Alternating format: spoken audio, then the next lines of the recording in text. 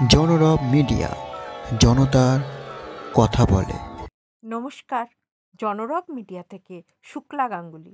এই যে তেমন একজন মনের মতো আমি পাগল পেলাম না না না, তেমন একজন মনের মতো পাগল পেলাম না না না,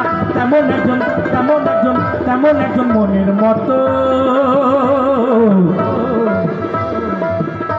ওগো পাগল পেলাম না। বাউল গান শুনতে শুনতে মনটা যেন কোথায় হারিয়ে যায়। চলুন আমরা মেলায় ঘুরি। মেলাটা বসেছিল কলকাতা প্রেস ক্লাবে, মেও রোডে। বর্ষশেষে কলকাতায় এক টুকরো গ্রাম, এটা একমাত্র কলকাতা প্রেস ক্লাবের দ্বারাই সম্ভব। সুতরাং চলুন যারা এসেছিলেন তাদের কথা কেমন লাগলো শুনে নি। চলুন মেলার অনুষ্ঠানে চোখ রাখি। শোলার কাজের কর্মটা মাননীয় কারিগর গৌরব মালাকার। আপনি দক্ষিণ দিনাজপুর জাতির খ্যাতিসম্পন্ন শোলা কারিগর মধুমঙ্গল মালাকারের ভাস্তা এবং গুরুকিঙ্কর মালাকারের সন্তান গৌরব মালাকার। আপনি মুশকিপুরের শোলা কারিগর মালাকার পরিবারের জ্ঞান দক্ষতা বহনকারী সপ্তম প্রজন্মের সন্তান।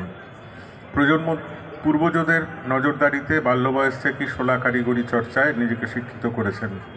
2024 ডিসেম্বরে প্রেস ক্লাব কলকাতা আয়োজিত গ্রাম কৃষ্টি উৎসবে আপনি বিদ্যালয়ের ছাত্রছাত্রীদের দিনাজপুরের গমিরা মুখা তৈরির প্রশিক্ষণ দিলেন এবং মুখা কৃষ্টি বিষয়ে তাদেরকে ধারণাও দিলেন। বাংলার অন্যতম গুরুত্বপূর্ণ কৃষ্টি এবং জ্ঞান চর্চা আপনার মারফত শিক্ষা ক্লাব কর্তৃপক্ষ এবং আপনার কাছে কৃতজ্ঞ থাকবে। প্রেস ক্লাব কলকাতার পক্ষে এখানে যারা উপস্থিত আছেন প্রত্যেকে বিশ্বাস।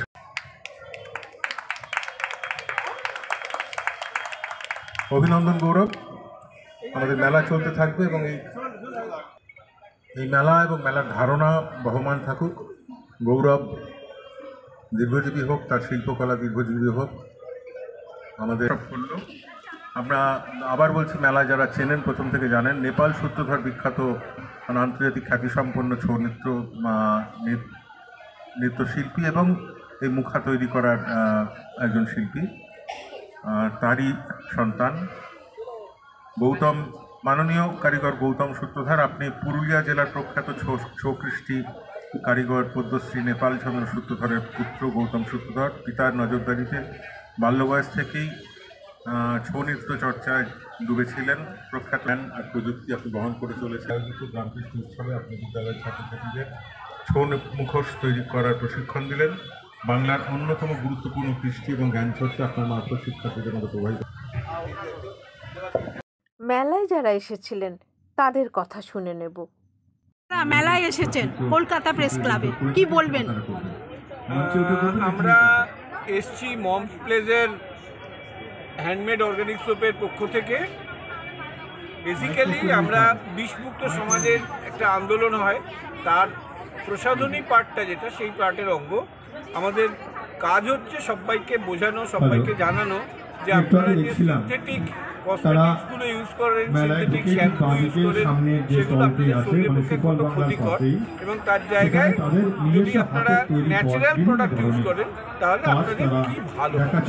সেই হিসেবে আমরা বিভিন্ন রকম সাবান নিয়ে এসেছি, যেগুলো একদম টিপিক্যালি অর্গ্যানিক গ্লিসারিন সোপ শীতকালের জন্য।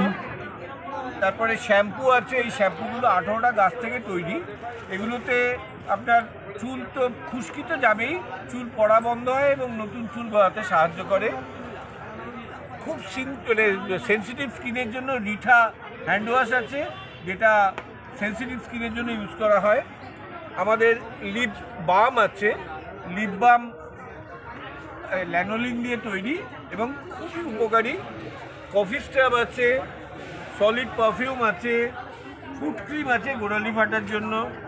আমাদের face wash, organic face wash আছে, অর্গ্যানিক মাথার তেল আছে, ব্রাহ্মী আমলা এবং দিয়ে ভৃঙ্গরাজ দিয়ে তৈরি। একটা পুরনো জবা কুসুম তেলের আদলে একটা জবা দিয়ে একটা নারকেল তেল আছে। আচ্ছা, উদ্দেশ্য যেটা সেটা হচ্ছে যে ওইটা আগে বললাম যে আমরা বিষমুক্ত সমাজের একটা আন্দোলনের মধ্যে আমরাও সামিল। আমাদের বেসিক উদ্দেশ্য হচ্ছে সবাইকে, এই প্রজন্মকে বোঝানো, কারণ এখন তো অডিও ভিজুয়ালের যুগ, সবাই সিনথেটিক প্রোডাক্ট ইউজ করে। মিডিয়ার কল্যাণে এত বেশি সব দেখানো হয় যে সবাই মনে করে যে ওইগুলো মাখলে তাহলে ন্যাচারালি সবাই ওই রকম চিত্র তারকাদের মতন হয়ে যাবে। আর ইন দি লং রান তাদের যে কী ক্ষতি হয় সেটা আমরা সবাইকে বোঝানোর চেষ্টা করি। এবং সত্যি কথা বলতে কি, আজকাল অনেকেই বুঝছেন, আমরা 4 বছর ধরে এই কাজটা করে আসছি, আজকাল অনেকেই বুঝছেন, অনেকেই ইউজ করছেন। এবং একবার আপনি যদি ইউজ করতে শুরু করেন তাহলে ভালো জিনিস ইউজ করলে যেটা হয় সেটা হচ্ছে আপনার ত্বকই আপনাকে জানান দেবে, আপনার শরীরই আপনাকে জানান দেবে যে আপনি খাঁটি জিনিস ইউজ করছেন, ভালো জিনিস ইউজ করছেন। আপনার নাম? আমার নাম হচ্ছে তীর্থজ্যোতি ভাদুরী, আমি থাকি মুকুন্দপুর। দাদা, বেচা কেনা কেমন হলো? কেন ভাত আমাদের খেতেই হবে? বেচা কেনা যা হয়েছে তাতে আমাদের চলে যাবে। মূল উদ্দেশ্য যেটা, এখানে থেকে মানুষের সাথে যোগাযোগ করা এবং মানুষকে সচেতন করা, বিষমুক্ত সমাজ কী করে করা যায়। অনবরত খাবার এবং প্রসাধনীর মাধ্যমে আমরা আমাদের শরীরে যে ক্যান্সারগুলো ডেকে আনছি তার থেকে বিরত করাটাই আমাদের মূল উদ্দেশ্য। সেই প্রচারের কাজেও আমরা আশা করি এখানে সফল। বাবা ডেজিগনেশন? আমার নাম গৌতম দে সরকার।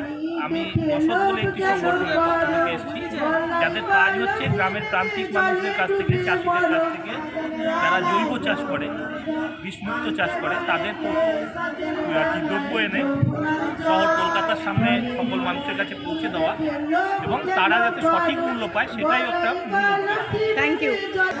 এইবার দেখুন, বিষমুক্ত চাল।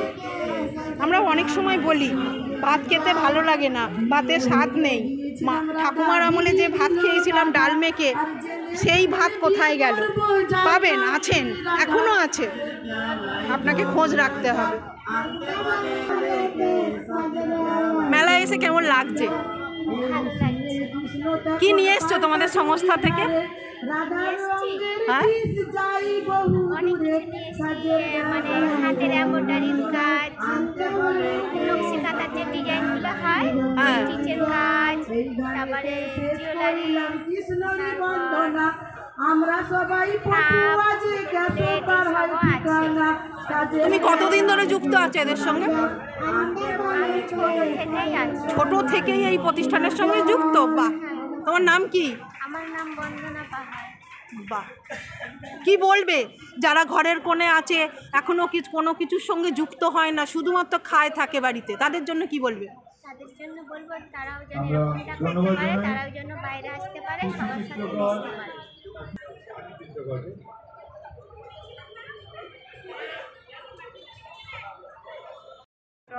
কোথা থেকে এসছেন? কি নিয়ে এসছেন? জুটের চপ্পল। জুতোর চপ্পল? তো এই জুতোগুলো কি দিয়ে তৈরি হয়? কাঁচামালগুলো কি কি লাগে? জুট চপ্পল। হঠাৎ মাথায় এলো কেন যে জুট চপ্পল হবে? হঠাৎ মাথায় এলো কেন জুট চপ্পল থাকতে জুট কেন? জুট এটা ক্ষুদ্র শিল্প ডিপার্টমেন্টের জুট, ওই পরিবেশকে বিশুদ্ধ করার জন্য জুট তৈরি করা। পক্ষ থেকে নমস্কার। আবার চলুন মঞ্চের অনুষ্ঠানে চোখ করে এখানে এসে এলাকায় বিভিন্ন সচেতনতা শিবিরও নিজেরা করছে এখন। তাছাড়া আমাদের যারা 2021 সাল থেকে ইউথ হিসাবে কাজ করছে, তারা নিজেদের জীবনের এমনকি বাল্যবিবাহের শিকার হয়ে, মানে তারপরে সেখান থেকে নিজেদের জীবনে প্রতিবাদ করে বাড়িয়ে সেখান থেকে এখন আমাদের লিকুইড ডাইভার্সিটি ফাউন্ডেশন ফেলোশিপের ইচ্ছা ডানায় কাজ করে নিজেরা সচেতন হচ্ছে। তাছাড়া নিজেদের সাথে সাথে এলাকার আরো কিশোর কিশোরী ইউথদেরকে সচেতন করছে। আপনার নাম কি? কোথা থেকে এসেছেন? পূর্ব বর্ধমান। কি নিয়ে এসেছেন? বাজি একতারা টুটুকি। কিরম বিক্রি হলো? মোটামুটি হলো। বাল্যবিবাহ শুধু যে বাবা মা দিচ্ছে তাই নয়, বাল্যবিবাহ মানে নিজেরাও করছে, এটা পুরো পালিয়ে যাচ্ছে। হ্যাঁ, মন্ডা, ছোট থেকে শুনেছেন মন্ডা মিঠাই, মা তারা সুইটস, সুকুমার মোদকের সেই বিখ্যাত। আমরা গত 2 বছর আগেও দেখিয়েছিলাম অনেক রকম মন্ডা। তা সুকুমার মোদককে যখন পেয়েছি, দুটো কথা বলবো না তা তো হয় না।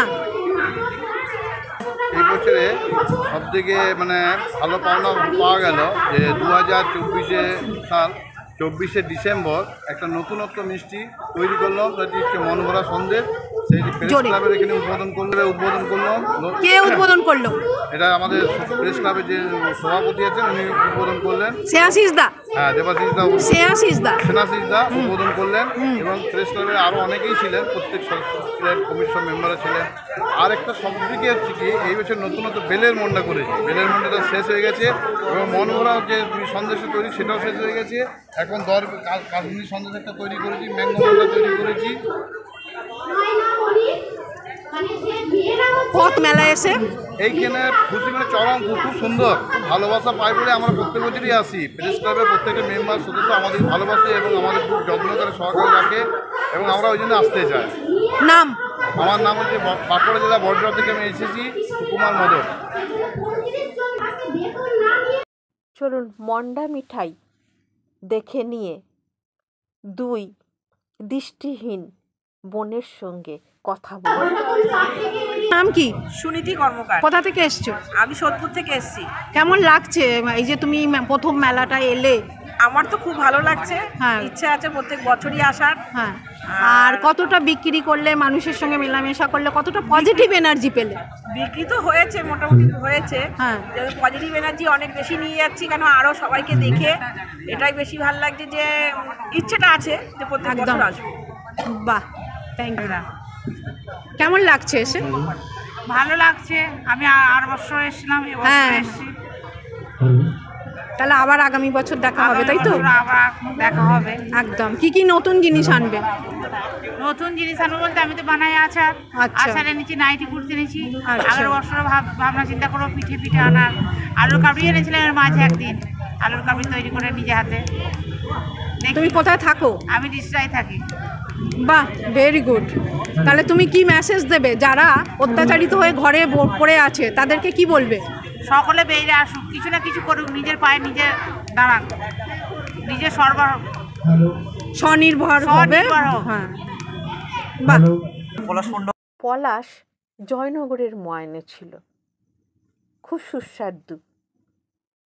মেলায় অনেক কিছু খাওয়া হলো, বাউল গান শোনা হলো। আজ এই পর্যন্ত, আবার আসবো পরের দিন। আপনারা দেখছেন জনরব মিডিয়া।